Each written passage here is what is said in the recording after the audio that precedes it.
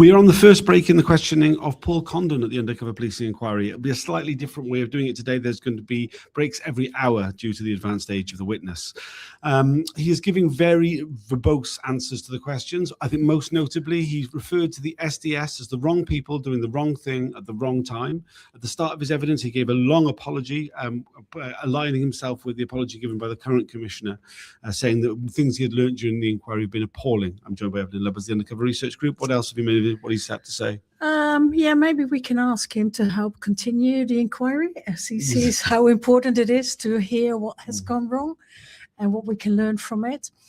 The word that comes to mind with the strategy he's taking is mansplaining, using word, like we've been seeing so many people who can't remember, can't recall, blah blah blah. What he is doing, and it seems to be prepared, which is weird because they're not supposed to know the questions that will be put to them or which questions will be put to them.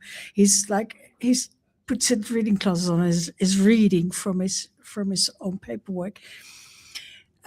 He is giving us a sort of a philosophical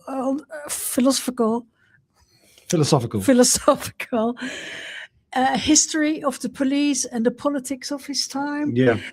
He started praising himself of all the things that he had implemented, that he had done, anti-corruption, anti-racism, and he had done just good things. Yeah. And, like we started off with him wanting to explain the death of Blair Peach. Yeah, I mean, it was really just like absolute brass tacks. Who was Blair Peach? I mean, he was asked about the spying on the anniversary of the murder. He started talking about, who Blair Peach was, and he had to be interrupted. I mean, to be told, we know who Blair Peach is. That please answer the question. David Barr, Casey, who was doing the questioning, has had to interrupt him multiple times. I have to say, quite often unsuccessfully. He just said, "Can I stop you there?" or interrupted him, and Condon just talked over him and continued what he wanted to say. So this is an entirely new way of not answering. Yes. By word diarrhea. Yeah. And also, he's not just praising himself, but also praising his colleagues or former commissioners before him, after him, like all distinguished people, like with the most sort of hyperbolic words that you can think of. He's also he's criticised the process as using today's morality to judge a very different time. Yeah, well, we've heard that before. Is that those were the days, that racism was normal, misogyny was normal, and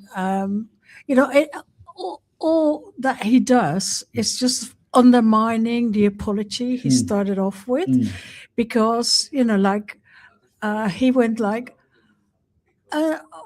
Even though I did all those good things and anti-corruption and all that, I had to learn that I had some officers who did criminal things, who committed criminal offenses.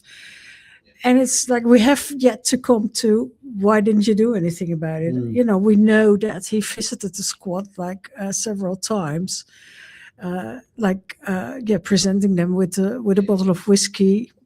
Anecdotally, we don't know if it was whiskey or something else after the demonstration in Welling. It's like, yeah, he's he's making a lot of the statement he made. I believe it was about 96, 97, I forget exactly, about there being as many as 200 officers inside the Met who were seriously corrupt, engaged in serious criminality, including murder, that he was unable to do anything about, calling for reform of the law and changes to police regulations. The way that he's answered these questions is very, very long form. And self-appraising, and he's talking about the process and how what it took to do. He's name-checking civil servants. His favorite authors. Yeah, he's talked about that he's got a very good memory. That memory is not a problem for him. He's able to remember everything, and he's willing to give the cliff notes of everything that happened, as well as the full sort of references of it all. Well, we're gonna see when we get to his knowledge about the SDS and the fact that he visited them, but didn't, although he did so much good work fighting corruption, didn't do anything to stop the SDS or to, we'll see. We will see, yeah. Because of there's a lot of breaks today. It'll be one every hour. So it's very short breaks. So we better go back in because they'll be starting up again in a moment. Thanks for joining us. Thanks to everybody who's liking and sharing these videos. It really makes a big difference. Bye for now.